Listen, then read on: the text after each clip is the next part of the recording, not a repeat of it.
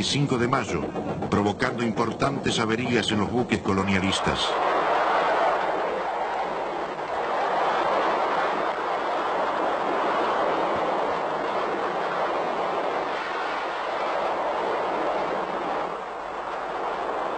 Entre otros, el Coventry fue alcanzado por 3 bombas, escorándose a babor para hundirse tras una vuelta de campana 25 minutos después. El Atlantic Conveyor hundido el 25 de mayo fue la mayor pérdida logística en el ataque británico. Transportaba gran cantidad de aviones Harrier de la RAF y Sea Harrier de la Marina que no habían podido ser transportados en los portaaviones.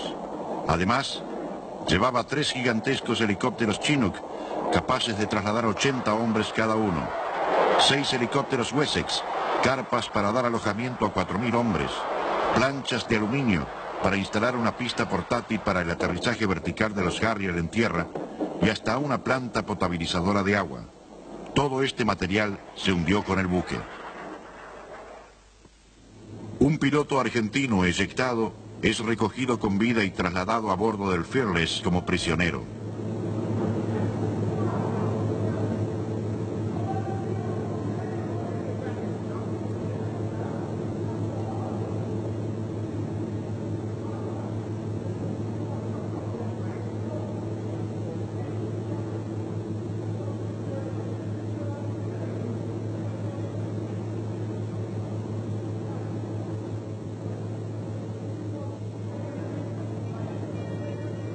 Despojado de sus efectos personales, le efectúan los auxilios médicos.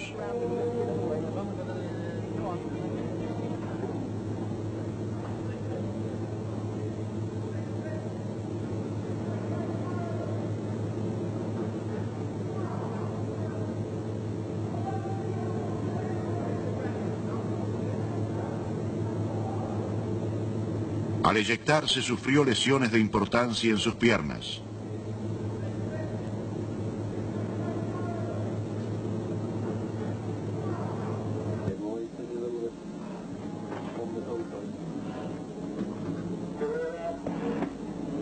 La marca en la frente indica que se le ha suministrado morfina.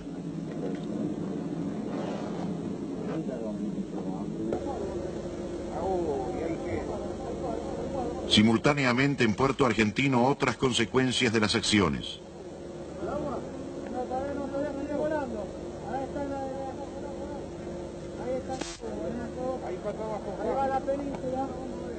Ahí 16:30 horas del viernes 21 de mayo, en este lugar hizo impacto la máquina Douglas que acaba de precipitarse.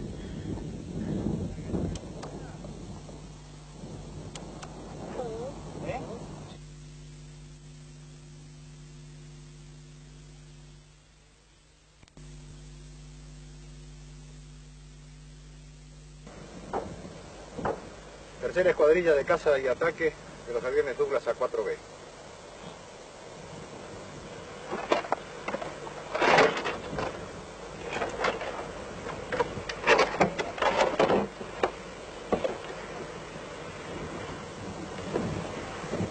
El piloto, teniente Zabata Márquez. El mecánico, Benítez. El piloto se eyectó, está a salvo.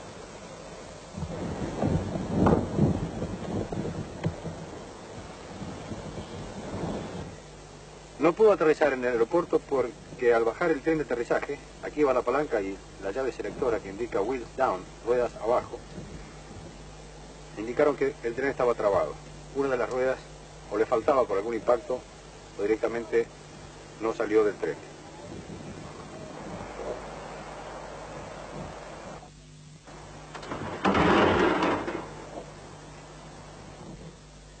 Este es el lugar donde ha quedado enterrado por el impacto uno de los cañones que lleva la nave debajo de sus alas.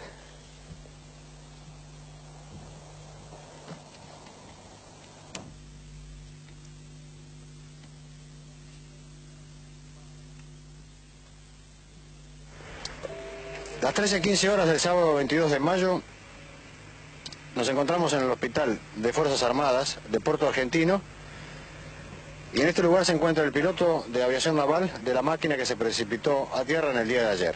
Buen día, señor, su nombre, por favor. Buen día, teniente de navío Arca José César. ¿Cómo fueron las acciones en las cuales usted participó en el día de ayer, que culminaron con su eyección frente a las costas de Puerto Argentino? El día de ayer cumplimos una misión de combate ordenada por la superioridad contra blancos navales ingleses en el canal de San Carlos, en las Islas Malvinas, con 6 aviones A4Q, pertenecientes a la tercera escuadrilla aeronaval de caza y ataque, en la cual integré la primera sección de 3 aviones. Previo a su eyección, el personal que estaba en la zona de aeropuerto verificó de que su máquina tenía evidentes problemas con el tren de aterrizaje. ¿Eso es correcto? Sí, eso es correcto. Posterior a cumplir la misión, durante el escape fuimos atacados por una sección de avión Harrier, donde sufrimos impacto de cañones de 30 y misil Sidewinder. Me dirigí a Puerto Argentino para efectuar la emergencia. En la zona de Puerto Argentino procedí a bajar el tren de aterrizaje. No bajó así la pata izquierda del tren, verificada por la torre de control, que eso era correcto. Decidí una eyección sobre el agua lateral a la pista de aterrizaje. Las otras 2 máquinas que integraban la misión no lo acompañaron a usted hasta Puerto Argentino. No, las otras 2 máquinas hicieron escape individual y no conozco el resultado de su arribo al continente. ¿Cuál fue el resultado que usted puede apreciar del ataque que ustedes efectuaron sobre el buque enemigo? El buque enemigo fue una fragata que sufrió impacto de 2 bombas de 500 libras, uno producido por el líder y otro impacto producido por mí. Guía de vuelo del A4Q Skyhawk. Esto es suyo, señor. Sí, esta guía de vuelo es la guía del avión A4Q que me pertenece, que quedó en la cabina depositada previa a la eyección. En las inmediaciones de la máquina también encontramos estos elementos. Este es el altímetro del avión, y estos son los pines de seguridad del asiento eyectable que habilita el asiento para la eyección, que el piloto lo debe retirar previo a subir a la cabina. Este es parte del avión 3 Alfa 312 que volé en el día de ayer. Si bien lleva escrito el nombre del teniente de fragata Márquez, es porque cada piloto tiene asignado un avión en la escuadrilla, pero en esta misión me tocó volarlo a mí, a este avión. Este es un tetón que indica que la palanca de tren de aterrizaje estaba abajo, pero no es la confirmación de que el tren estuviera abajo. En la posición izquierda están los indicadores del tren de aterrizaje que en el momento indicaban la rueda principal derecha abajo y trabada igual que la rueda de nariz, no así la rueda izquierda que indicaba arriba, por la cual me hice verificar por la torre de control, comprobándose que efectivamente estaba arriba. Capitán de Ejército Swensen es el piloto del helicóptero que en el día de ayer rescató al aviador naval que se eyectó aquí en Puerto Argentino. Buen día, señor. Buen día. ¿Cómo fue desde su ángulo de trabajo la operación de ayer? Bueno, fue un poco difícil en principio porque nosotros nos encontrábamos realizando una misión de vuelo ordenada por la superioridad que no era precisamente de realizar un rescate. Por lo tanto no teníamos los elementos que corresponden para realizar el mismo. Fue bastante costoso sacarlo al piloto del agua, dado la condición del mar, y en principio porque él alrededor de 15 minutos, que fue más o menos lo que duró la operación, en los creo yo los 15 primeros minutos tenía colocado el chaleco salvavidas que le impedía movimientos y le impedía al cabo primero San Miguel, que era el suboficial mío que iba como artillero, que en este caso fue que lo tomó al piloto de la mano para sacarlo del agua, el que pudo, digamos, sacarlo así del agua al teniente de navío. No obstante lo que usted me dice, señor, nosotros personalmente verificamos la celeridad y la eficacia del trabajo de ustedes, porque la máquina estaba todavía sobrevolando las inmediaciones del aeropuerto y ustedes ya estaban en el lugar en altura esperando el rescate. Sí, eso es correcto lo que dice usted. Bueno, nosotros, gracias a Dios, estamos en esos momentos. Cuando la aeronave que venía en emergencia entró en zona, nosotros bajamos el personal para digamos que teníamos en exceso dentro de la aeronave y nos dirigimos rápidamente al lugar donde se eyectó el teniente de navío, el piloto del avión. Ya sobre el agua inclusive hubo testigos que corroboraron inclusive de que el riesgo de la maniobra que usted llevó a cabo llegó a límites tales como por ejemplo introducir el esquí de su helicóptero dentro del agua. Sí, bueno, sí, es correcto eso, pero yo pienso que en un caso así, ningún piloto piensa en ese momento los riesgos que pueda sufrir a los riesgos que se está poniendo de manifiesto en ese momento, ¿no? ¿Usted tenía contacto por radio con el avión naval cuando este se aproximaba en vuelo? Sí, en principio él, cuando entró en zona, no tenía... no podía comunicarse con la torre de Malvinas o de Puerto Argentino, por lo cual yo le hice puente o enlace con la torre al piloto del avión. Y en principio traté de guiarlo yo a la pista y después cuando ya el radar o la torre ya lo tuvo, tuvo comunicación directa, lo guiaron ellos hasta la pista donde intentó o iba a intentar un aterrizaje el avión. Efectuado el rescate, ustedes lo trasladaron al piloto directamente al Hospital de Fuerzas Armadas. Sí, eso es correcto. En principio lo llevamos colgando, digamos, porque el piloto cayó a unos 200 metros de la costa. Lo llevamos en estacionario, o sea, a unos 5 metros de altura sobre el agua, hasta la costa colgado. El Cabo Primero San Miguel lo llevaba tomado de un brazo al teniente de navío, y el teniente de navío a su vez le había tomado de una pierna al Cabo Primero. Una vez que ya lo subimos, aterricé en la costa, lo subimos al helicóptero, lo traje de la forma, digamos, urgente al hospital. Durante las acciones en la bahía San Carlos, más de 10 buques de la Marina inglesa habían sido hundidos o alcanzados por bombas y seriamente dañados.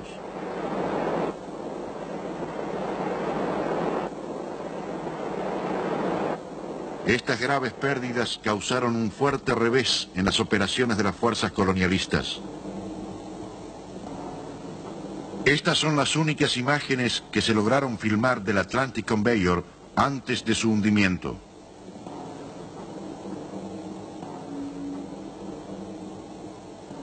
Esta es la fragata Antelope, que recibiera 2 bombas de 500 libras, las que atravesaron sus cubiertas explotando horas más tarde.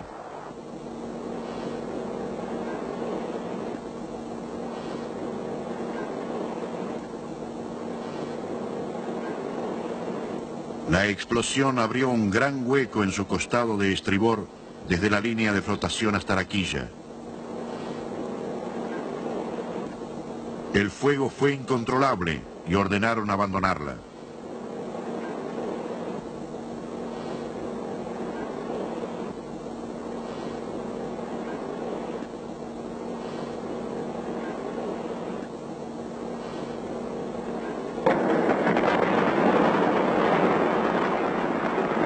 Durante la noche explotó su Santa Bárbara.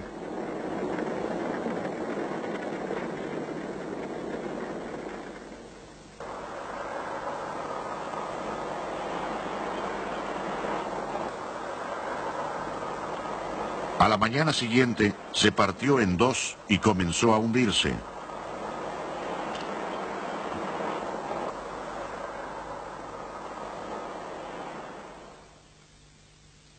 Las escuadrillas regresaban a sus bases y comenzaba también a escribirse la nómina de los nuevos héroes que morían por defender lo nuestro.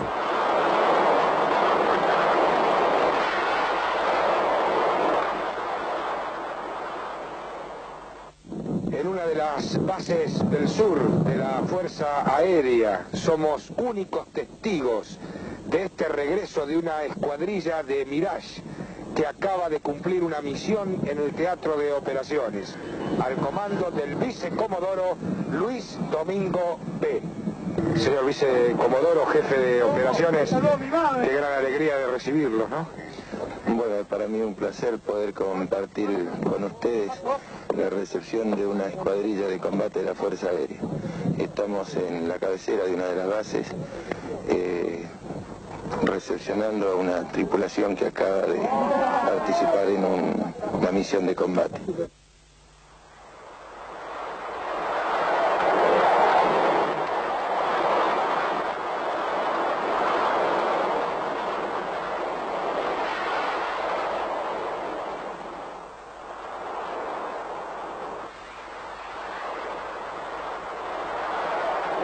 Escenas como esta se repetían al regreso de cada misión de combate. ¿Todo bien? Muy bien, muy bien. Con su riesgo, pero una linda misión. Esta mañana recibió el impacto directo de varias bombas de 6 aviones Harrier que reiniciaron los ataques contra este lugar. Son las 14:30 horas y nos encontramos con la agrupación de ingenieros de Infantería de Marina al mando del capitán de corbeta Luis Menghini, que tiene como misión desactivar y hacer detonar una bomba que ha quedado sin estallar o probablemente se trate de una bomba con retardo. Capitán Menghini, ¿es correcto lo que acabo de informar?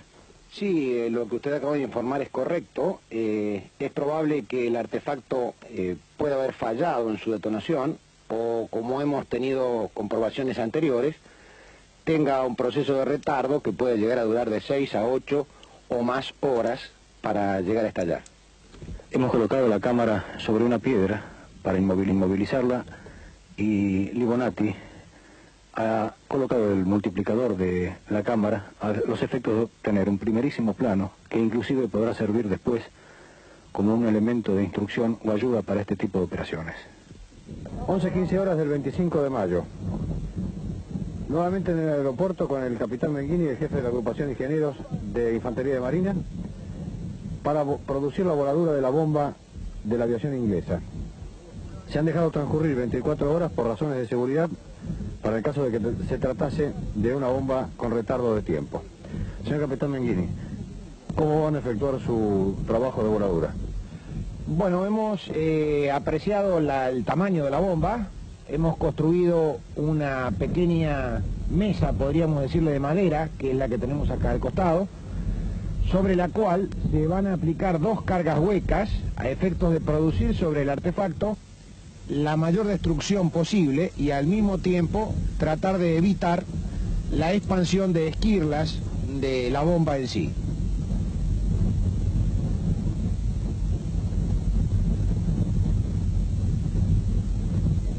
Las 11:45 horas de este 25 de mayo y mientras estábamos trabajando la voladura de la bomba, estamos siendo bombardeados por 2 aviones Harrier. Allá voló, allá voló. Ahí pegó una, recién ahí pegó una. Desconozco si en este momento se viene acercando a cráter. Recibido. He visto caer 4 proyectiles que no han reventado en mis proximidades. ¿Cambió? Recibido. A nuestra retaguardia ha caído una bomba con retardo que no ha explotado. Luego del ataque aéreo, se efectúa la voladura de la bomba.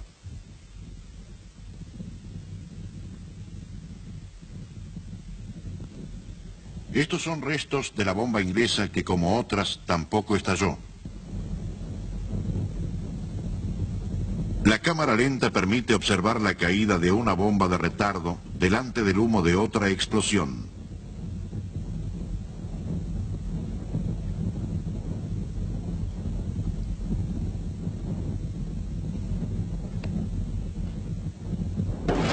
Puede verse también un misil Roland que busca su blanco, un avión Harrier que fuera alcanzado a 3.000 metros del lugar.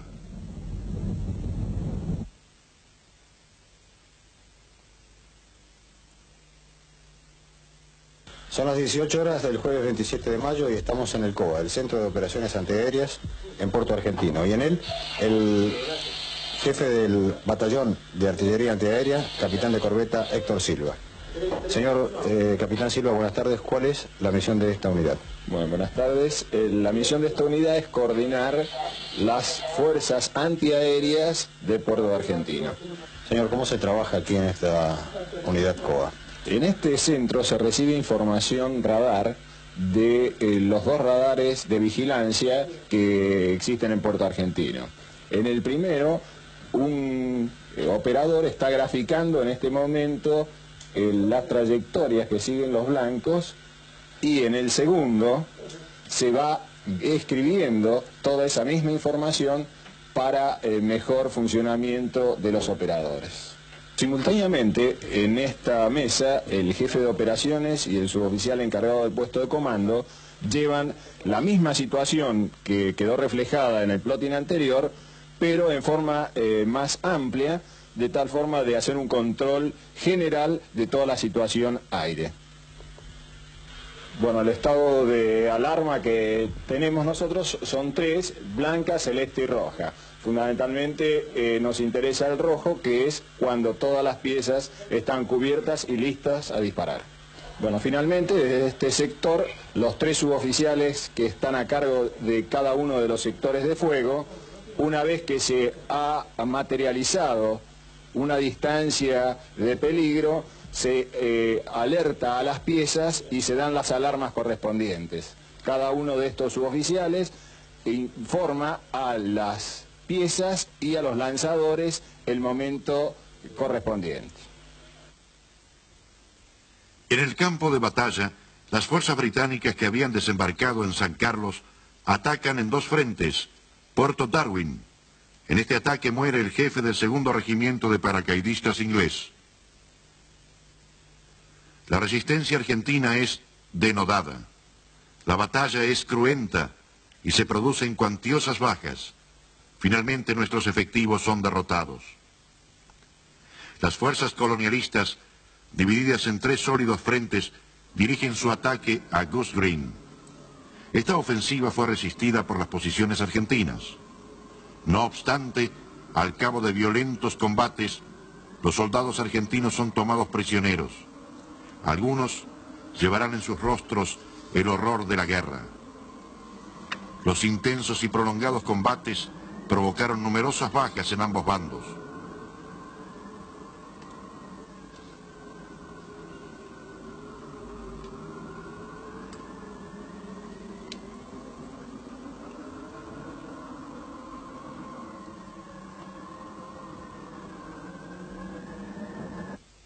Los heridos son trasladados para ser atendidos en un hospital de campaña británico improvisado en un frigorífico abandonado en las proximidades de Puerto San Carlos.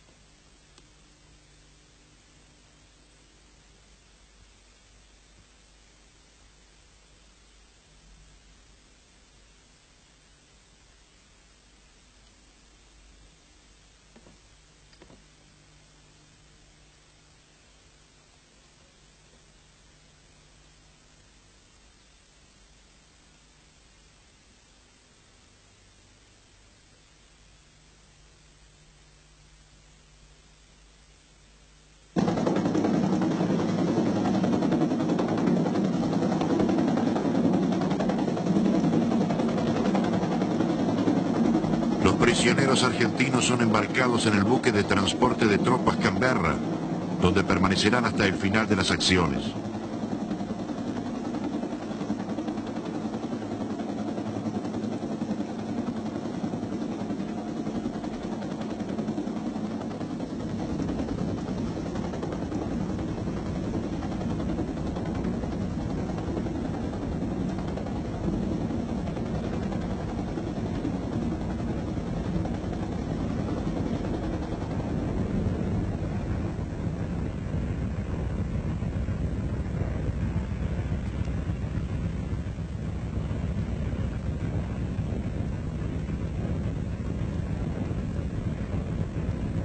En el buque son obligados a despojarse totalmente de sus ropas para ser revisados y les son quitados sus efectos personales.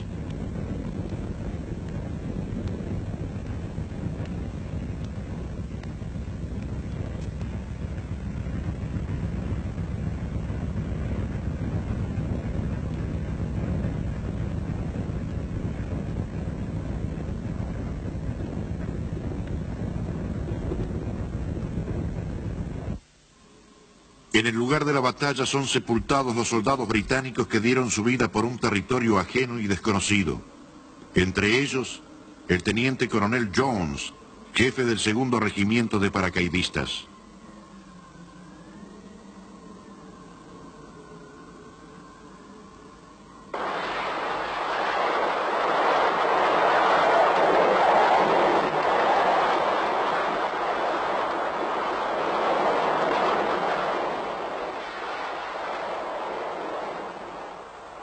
...8 de junio de 1982... aviones de la Fuerza Aérea efectúan un intenso ataque contra unidades navales y tropas británicas que intentaban concretar un desembarco en las proximidades de Bahía Agradable.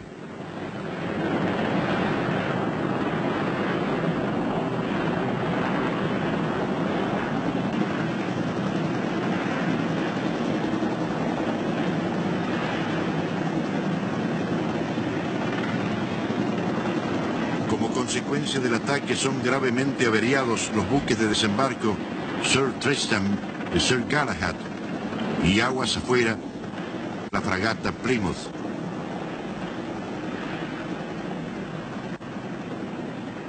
El gobierno británico consideró esta jornada como el día más negro de la flota.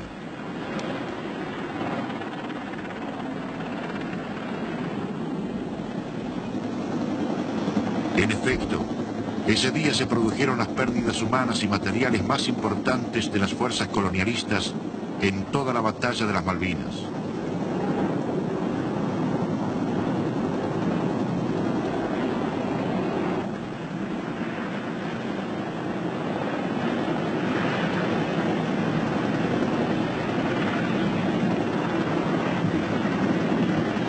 Los buques de desembarco eran unidades de 3.500 toneladas con una capacidad de transporte de 550 hombres.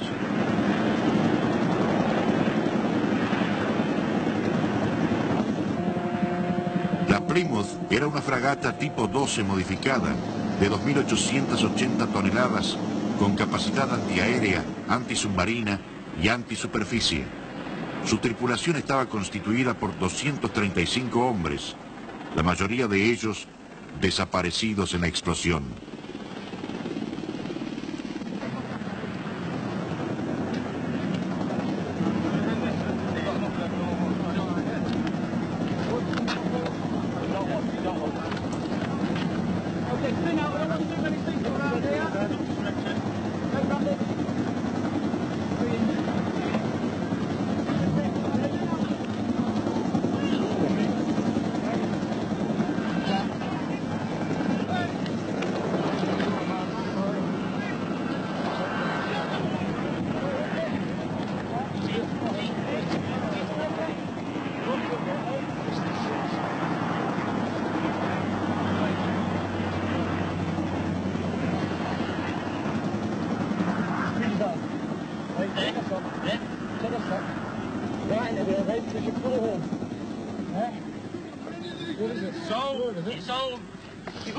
What about this one? What put yourself? Got this one right, yeah? No, just cold. Why you get this? This Adam.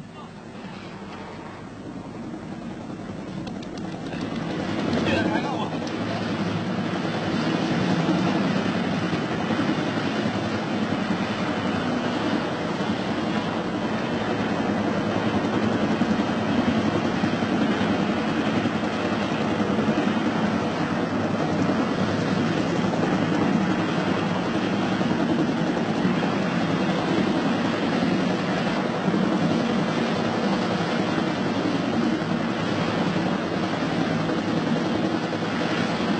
Los 6 Skyhawks argentinos, divididos en 2 secciones de 3, llegaron hasta los buques ingleses volando casi a ras del agua, sin ser detectados, y aprovecharon la sorpresa del ataque.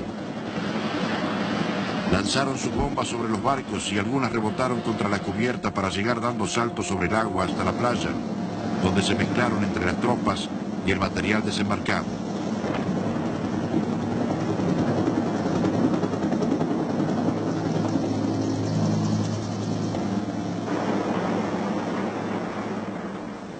Allí explotaron por la acción de sus espoletas de tiempo provocando un pandemonium entre los soldados británicos y sus equipos diseminados por todas partes. El ataque, que se realizó alrededor de las 13:50, duró apenas unos instantes. Los efectos aún están vigentes en el testimonio de los que padecieron aquella dantesca jornada. Los británicos no acababan de restablecerse del violento ataque cuando, minutos más tarde, llegaron otra vez. Una escuadrilla de Daggers descargó sus bombas sobre ellos. La efectividad de este segundo ataque fue catastrófica para las fuerzas invasoras, que estaban sin cobertura aérea y aún no habían podido reaccionar por la sorpresa de este segundo ataque, efectuado a muy baja altura y no detectado por los radares. Las bombas fueron descargadas nuevamente sobre los blancos navales, provocando nuevos estragos, convirtiendo a Bahía Agradable en un verdadero infierno para los ingleses.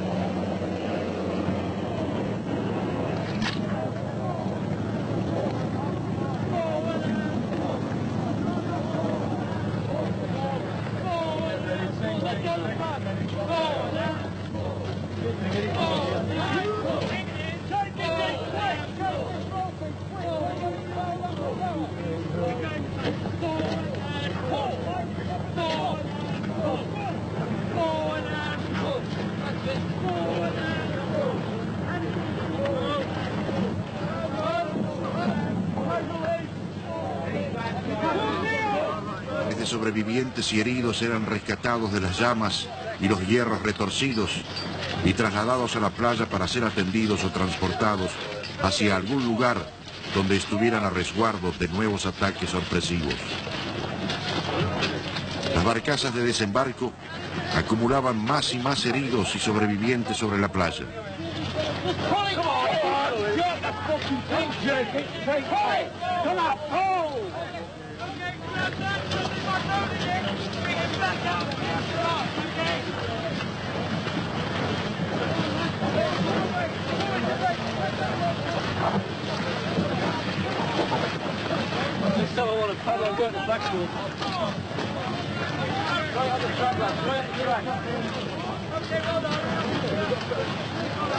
Los buques envueltos en llamas eran totalmente desalojados.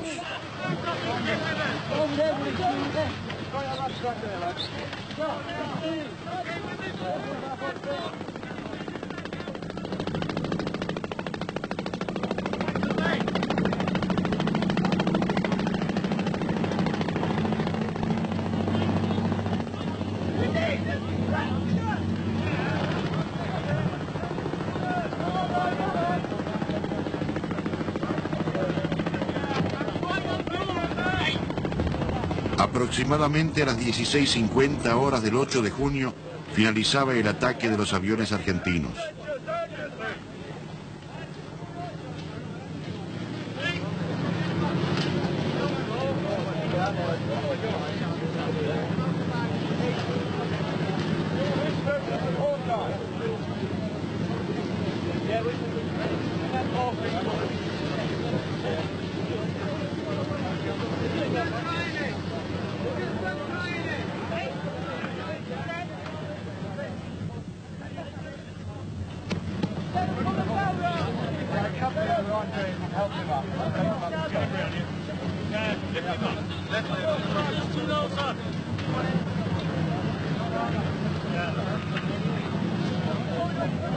We need another one of those machines. Get them ready.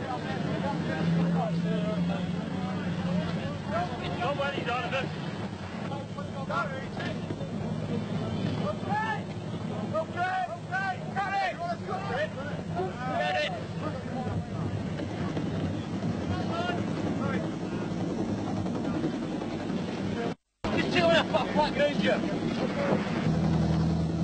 Esta jornada del 8 de junio en Bahía Agradable sin duda se grabaría en la memoria de los soldados ingleses que lograron sobrevivir de este abismo infernal, una de las mayores tragedias británicas en la Guerra del Atlántico Sur.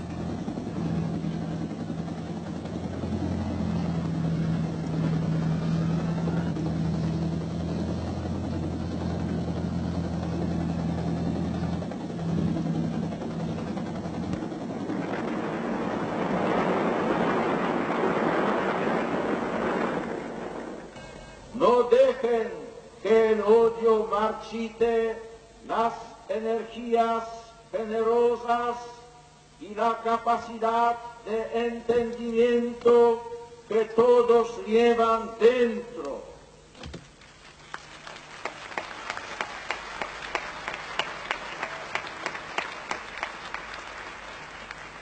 Hagan con sus manos unidas, junto con la juventud latinoamericana que el pueblo confíe de modo particular al cuidado de la Iglesia, una cadena de unión más fuerte que las cadenas de la guerra.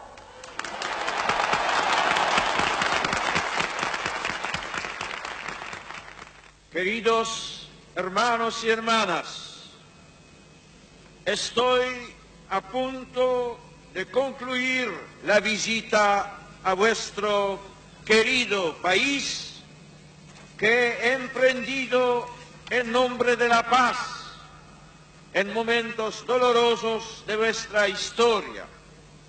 Pido a Dios que se traduzca en realidad operante la profunda convicción de que es necesario poner todos los medios posibles para lograr una paz justa, honrosa y duradera.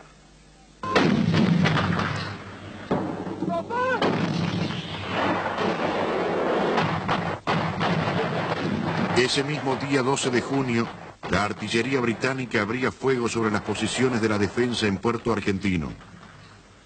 Y esa misma noche, la Argentina dispararía por primera vez en el mundo un misil Exocet desde tierra. Hoy, un año después, los protagonistas relatan su experiencia. Debemos encontrar un lugar que estuviera a 300 metros del mar para permitir que cuando el misil nivela a 3 metros de altura, lo hiciera sobre la superficie del agua. Además, este lugar debía reunir el siguiente requisito, de tener fácil acceso para instalarlo durante la noche y sacarlo a la mañana, de manera de no dejarlo expuesto a las vistas del enemigo que nos observaba durante el día con satélite y aviación. Y por último, lo teníamos orientado, o lo debíamos orientar, hacia la zona donde venían los buques. Sí, porque nosotros trabajábamos con un radar que nos había facilitado el Grupo de Artillería 3 del Ejército, un radar RACIT de infantería, que combinando este radar con el radar de vigilancia de Ejército, durante todas las noches en que hubo bombardeos de los buques, o sea, fuego naval, habíamos llegado a determinar la trayectoria, o la derrota, o sea, el lugar por donde pasaban indefectiblemente los buques todas las noches, y nunca supimos bien por qué pasaban siempre por un mismo lugar. De forma tal de que uno de los condicionamientos entonces nos indicaba de que el emplazamiento debía colocarse, además de esas razones, apuntado en una dirección determinada que era por donde sabíamos que pasaban permanentemente. ¿Cuánto tiempo les llevaba a colocar el misil en su posición de tiro? Debido a que Se hacía de noche y a las condiciones del terreno aproximadamente 2 horas.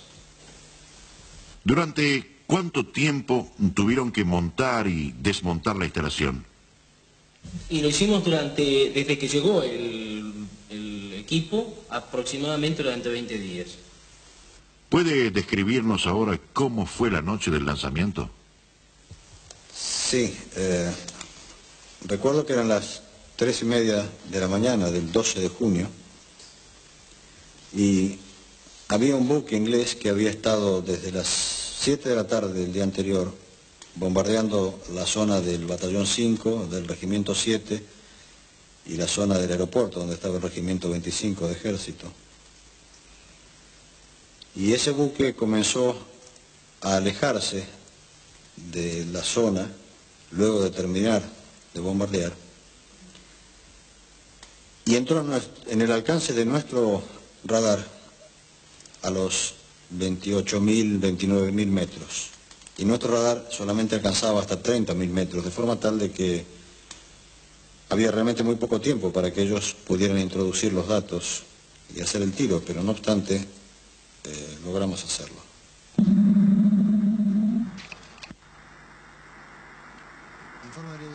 Perdón, otra más de todos los rumbos, señor, prácticamente recibo interferencia, fuerte interferencia a cambio de frecuencia en este momento. De todos los rumbos, señor, pasé a frecuencia 9. Repito, actualizo. Rumbo I580, distancia 29960. Por favor, usted consulta si está ok eso.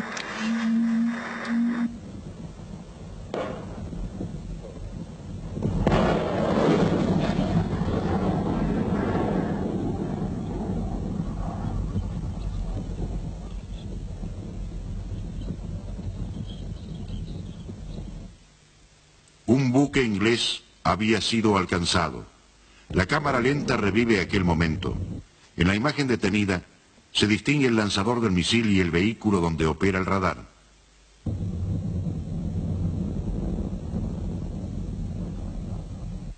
El Exocet hace impacto en un buque que se encuentra más allá del horizonte. Apreciamos el impacto y la información que tenemos, inclusive de fuentes inglesas, es que fue sobre el crucero liviano Glamorgan y que quedó, por lo menos aparentemente, fuera de combate. Esta es una imagen del crucero inglés Glamorgan, tomada desde el rompehielos Irizar el 18 de junio frente a Puerto Argentino. Esta fotografía del crucero Glamorgan muestra parte de sus daños ya reparados, producidos por el impacto del misil. Algunas fotos del crucero fueron publicadas en la revista japonesa Sea Power. El misil hizo impacto sobre la cubierta, ocasionando el deterioro de todos los sistemas electrónicos del buque, dejándolo en consecuencia fuera de combate. El lanzamiento desde tierra de este misil fue una experiencia única en el mundo. El caso del Exocet Mar 38 es un misil, como sus siglas lo indican, Mar, para ser lanzado desde un buque contra otro buque. Nunca, por lo que yo tengo conocimiento y la gente que conozco de la empresa aeroespacial, nunca previeron utilizarlo como elemento de tiro tierra-mar. Evidentemente, el hecho de no existir una instalación terrestre a la cual nosotros aferrarnos ya o tomarla como modelo, nos llevó a tener que hacer las cosas un poco, no desde cero por supuesto, pero casi. ¿Cómo se construyó la rampa de lanzamiento? Bueno, por un lado, hacer realmente lo que era la parte de control, es decir, lo que era la instalación en sí propiamente dicha. Pero esa instalación necesitaba una serie de elementos auxiliares. Estaba un grupo generador, se necesitaba alimentación eléctrica. Necesitábamos de alguna manera tener las rampas de lanzamiento. Y eso tenía que ser transportable por avión y tener la posibilidad de desplazarse después. ¿Por qué es indetectable el Exocet? La trayectoria del Exocet tiene fundamentalmente dos etapas. Una primera etapa donde a través de una plataforma inercial, digamos el término técnico, lo único que hace es sigue una trayectoria en la cual no recibe ninguna información externa y al no recibir informaciones externas ni hacer mediciones externas él, hace imposible el interferirlo, es decir, que el enemigo mediante algún medio pueda engañarlo para que el misil se desvíe de su trayectoria. Esa es la primera fase, y esa fase termina en el momento que enciende su autodirector, que como le digo, nosotros ya lo teníamos fijado para que ello ocurriera 12 kilómetros antes del blanco. Esa segunda fase, entonces, repito, se inicia con la búsqueda del autodirector, el cual busca en un sector, detecta el blanco, y a partir de ese momento esa información la transfiere al interior del misil, donde permanece almacenada en memoria para seguir su trayectoria ahora dirigida a ese blanco que detectó. Si eventualmente durante esa fase hay interferencias, el misil hace una técnica muy especial para engancharse sobre la interferencia, es decir, se va a aquel que lo quiere engañar. Este es un misil Exocet MM-38. La parte delantera es el autodirector. Lo sigue la sección electrónica y elaboradora de órdenes de guiado, donde están el radioaltímetro y el radar. A partir de la marca negra-amarilla está la carga explosiva o cabeza de combate. A continuación, las alas estabilizadoras montadas sobre el sector del motor. Finalmente, en la parte posterior, los alerones de control que sirven para dirigir la trayectoria del misil. Uno tiene el concepto general es pensar que cuando uno tira un misil contra un buque es para hundirlo. En realidad la guerra moderna no implica siempre hundir el buque. Y específicamente en el caso del Exocet, su objetivo no es hundir el buque. En un buque moderno, que está plagado de sensores electrónicos y todos equipos de ese tipo, son buques que en cierta manera son delicados frente a un impacto sobre ellos. El objetivo del Exocet es dejar fuera de combate al buque. Es decir, no pretende hundirlo. Lo que lo hunda es una consecuencia secundaria. Pero realmente un impacto de Exocet, el objetivo que busca es dejarlo inoperativo, porque queda cegado en todos sus sensores electrónicos.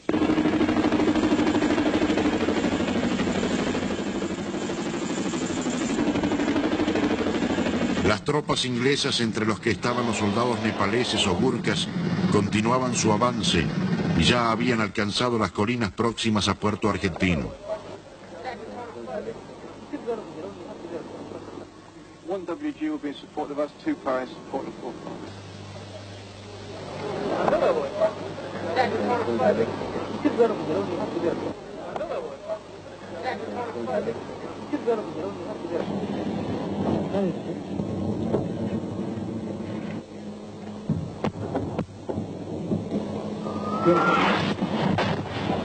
Allí recibían las descargas de los cañones Sofman de la artillería argentina.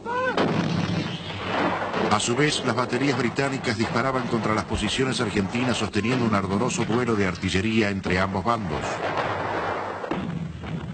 Estas imágenes documentales absolutamente inéditas testimonian el fervor de la batalla en uno de sus más críticos momentos.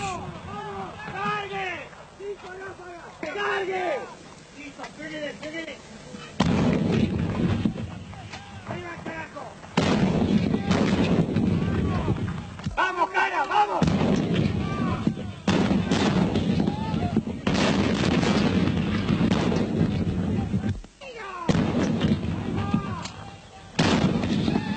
¡Vamos, la cesta!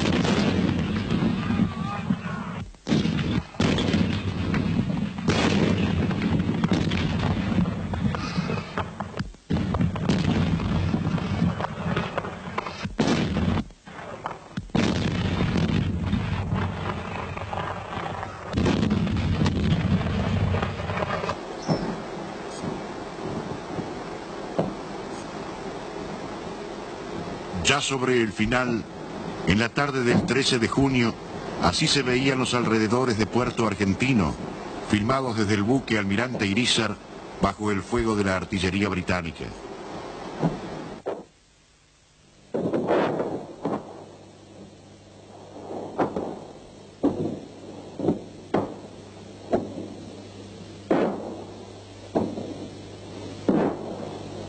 Esa misma noche se llevarían a cabo los combates finales.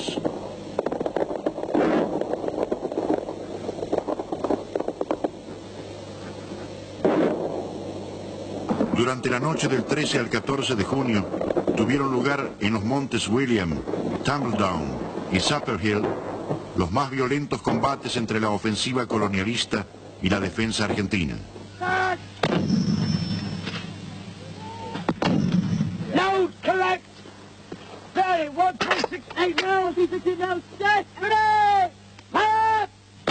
Desde la madrugada, con un fuerte apoyo de artillería y bombardeo naval, los británicos efectuaron el ataque final sobre las posiciones defensivas argentinas.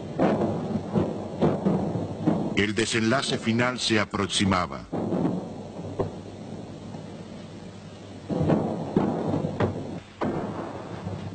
Sobre Puerto Argentino, densas humaredas testimoniaban los efectos del bombardeo de artillería de la ofensiva colonialista.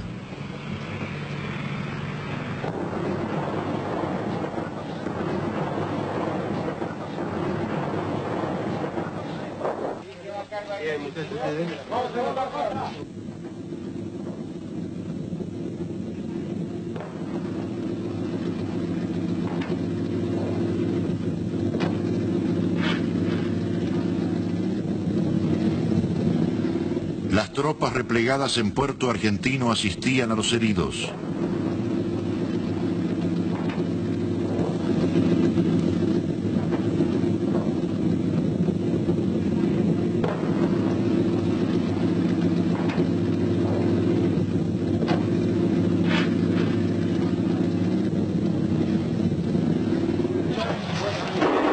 A ver, están listados, conocés, cerca están listados ahí. En el frente, aún permanecían algunas unidades librando encarnizados combates ante el enemigo que avanzaba muy cerca de la ciudad.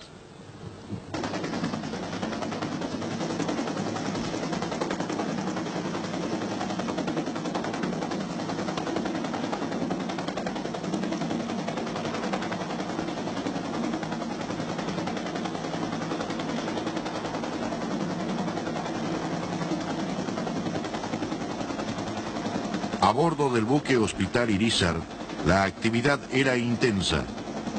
Centenares de heridos eran trasladados mediante helicópteros desde los puestos sanitarios de Puerto Argentino.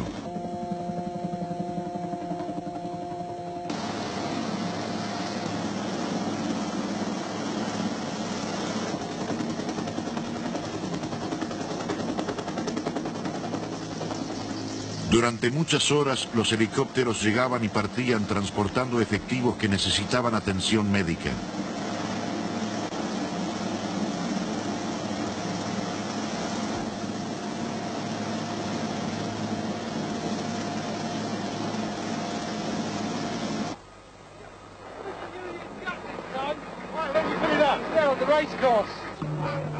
En la ciudad, los británicos invadían las calles. A las 10 de la mañana se había ordenado el repliegue total de las tropas. Y a las 13 horas, el general Mario Benjamín Menéndez firmaba la rendición ante el general Moore.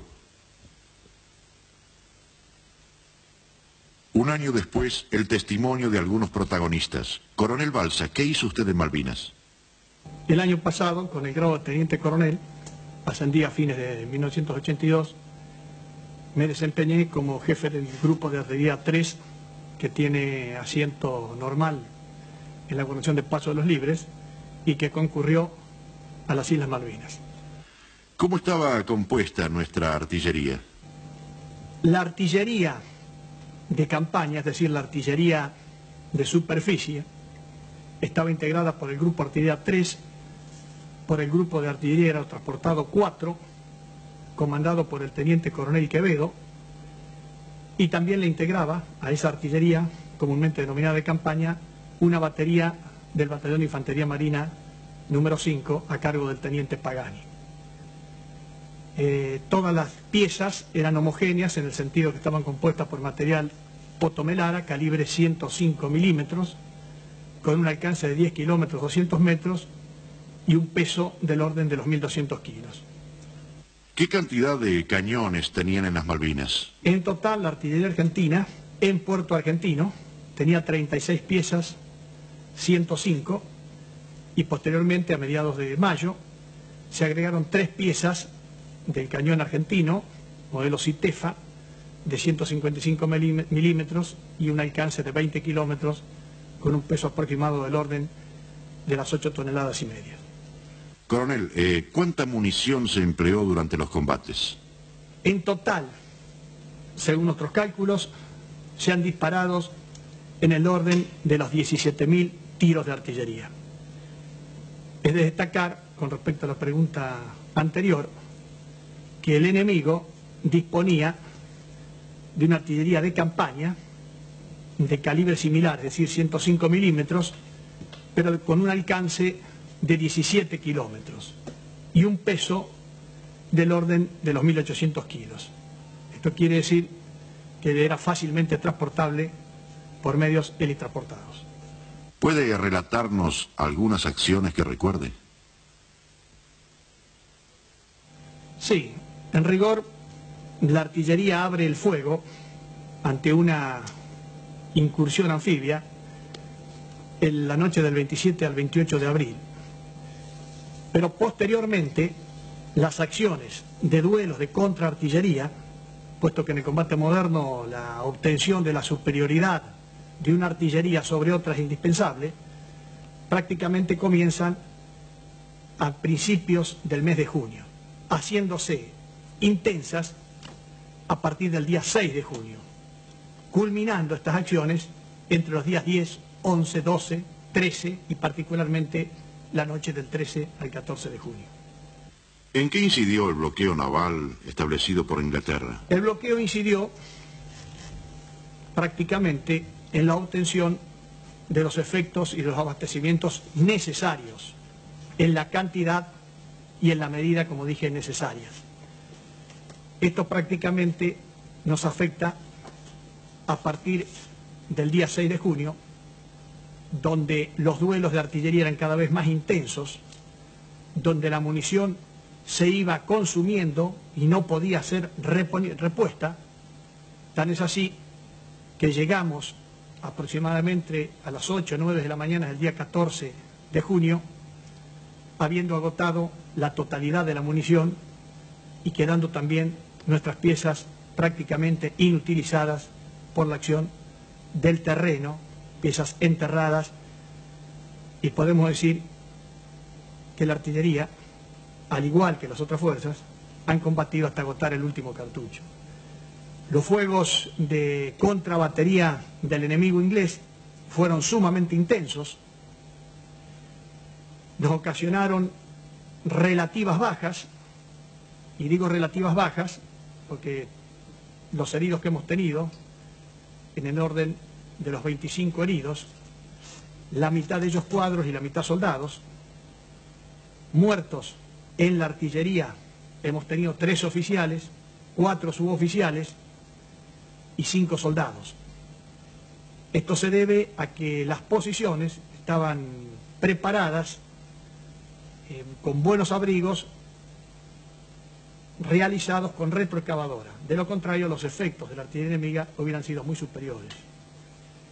Estos fuegos de contrabatería tenían una finalidad, ya sea por parte nuestro o del enemigo, silenciar el apoyo de fuego a brindar por los medios más potentes. En tal sentido, yo me desempeñé como coordinador de apoyo de fuego.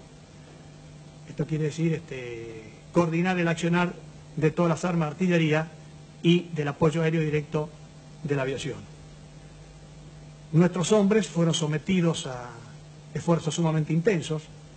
Si consideramos que un cajón de munición pesa 54 kilos y durante los 3 últimos días prácticamente no había relevos en los puestos porque no teníamos hombres para reemplazar, y nuestros soldados y nuestros cuadros estuvieron haciendo un esfuerzo, diría, casi sobrehumano, considerando también las condiciones adversas del tiempo.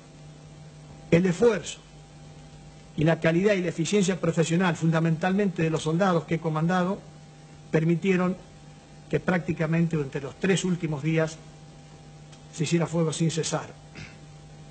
Todos hemos participado de las propias vicisitudes del combate, en lo que hace a condiciones adversas en su totalidad, ya sean mis jefes, mis oficiales, mis suboficiales y mis soldados. Hemos estado juntos en todo momento durante el combate y juntos hemos luchado, hemos peleado en defensa de algo que obviamente no merece ningún comentario porque lo tenemos todo bien arraigado todos los argentinos. 19 en Darwin. Teniente Gómez Centurión, ¿en Darwin usted tuvo oportunidad de combatir? Sí. Yo entro en combate en el contraataque que efectúa la compañía C el día 28 de mayo. En esa oportunidad avanzamos para tomar contacto con el enemigo y una patrulla adelantada nos avisa que se aproximaba efectivos más o menos de una compañía por el camino que une Darwin con Goose Green. En ese lugar, en la altura, desplegué mi sección y cuando el enemigo entró en el alcance de las armas, entró el combate por el fuego. En esa oportunidad, después de aproximadamente 20 minutos de combate, de la fracción enemiga se comienzan a ver señas con cascos y fusiles. Inmediatamente la fracción hace un alto al fuego y del medio del dispositivo se levanta de la posición de cuerpo a tierra un grupo de 3 hombres con el fusil levantado en señal de parlamento. Ordené el alto del fuego a mi fracción, hice lo mismo y avanzamos hacia el centro de un potrero. En esa oportunidad nos encontramos los 2 hombres que habíamos avanzado. El hombre en inglés me preguntó si yo entendía el inglés, le dije que sí. Se identificó como el teniente coronel Jones, jefe de los paracaidistas, y me dijo que si le entregábamos el armamento salíamos todos con vida. Yo le intimé que volviese a su puesto, le expresé que en 2 minutos iba a volver a abrir el fuego, y volvimos cada uno a nuestro puesto. Él hacia el lugar donde estaban ubicadas las tropas inglesas, y yo hacia donde estaban ubicadas mi sección. Estarían distantes aproximadamente menos de 300 metros. Volvimos los 2 pasos atrás en el potrero, y un poco antes que yo llegue a mi posición, me advierten de mi fracción, me doy vuelta, y lo veo al teniente coronel Jones, que estaba colocado del otro lado del alambrado, detrás de un poste, y había bajado el fusil. Así, con lo cual se rompió un poco esta situación de parlamento que se había establecido. En forma inmediata comienza el fuego de una fracción que me había flanqueado a mí, me había ganado a mi flanco, y en ese momento comienza el tiroteo, cae el teniente coronel Joe, y después continuó combatiendo con el resto de la compañía.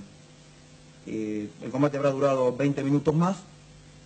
Logramos desprendernos del rodeo que nos habían efectuado y logré replegarme con el resto de mi compañía. Este es el teniente coronel Jones, jefe del 2º Regimiento de Paracaidistas. Él y 13 de sus hombres fueron abatidos al quebrar una situación de parlamento que momentos antes había solicitado. Lieutenant Colonel Jones, Captain Wood, Captain James, Lieutenant Murray, Corporal Hartman. El consumo de munición por las exigencias del combate fue tremendo. Se nos agotó la munición de morteros, de 81, de 106, de la batería de artillería, lo que me obligó a plantear la situación y pedir apoyo de munición al comando superior. Como el mismo no pudo ser cumplido, lamentablemente se me dio a partir de las 06:45 la orden de replegarme, a ocupar la última posición preparada y morir si era necesario en las alturas de Sapper Hill. A la 1 de la tarde del día 14 de junio,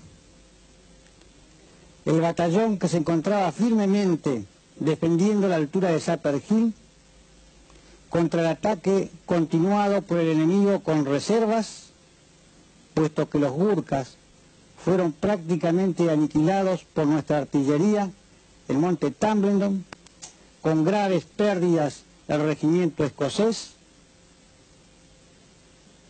y con 2 batallones de osados paracaidistas que ahora sí, como no estábamos, avanzaban a caballo del camino sobre Puerto Argentino. En estos momentos recibimos la orden de replegarnos, puesto que la plaza se había rendido. Si combatimos bien o mal, lo hicimos, y solos, contra un adversario poderoso que pidió ayuda. Si analizamos que universalmente se conoce profundamente nuestro problema y nuestros derechos, si pensamos y somos conscientes de que aprendimos una lección, sabemos ahora dónde estamos, qué somos y quiénes son nuestros amigos, nosotros somos ganadores. La razón en las Naciones Unidas nos apoya. Y si así no fuera, como es causa nacional, no importa el tiempo. Mi única ambición profesional y personal es volver. De una u otra manera, pero volver. Si yo no fuera capaz de mantener mi palabra, lo harán mis hijos o mis nietos. Y así piensan todos los hombres que constituyeron mi unidad. No me siento derrotado. A nosotros no nos ganaron. Admiro y respeto a nuestros adversarios como profesionales, pero no son mejores que nosotros.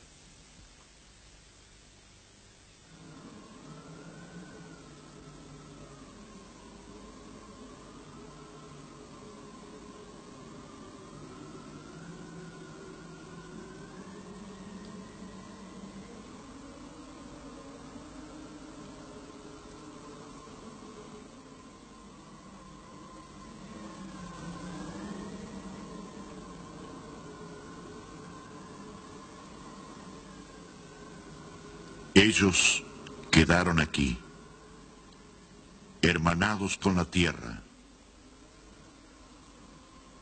Por estas tierras lucharon y murieron.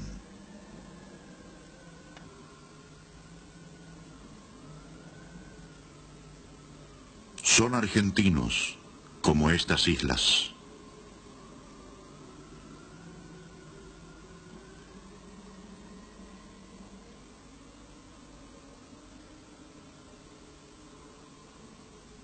Dios los bendiga.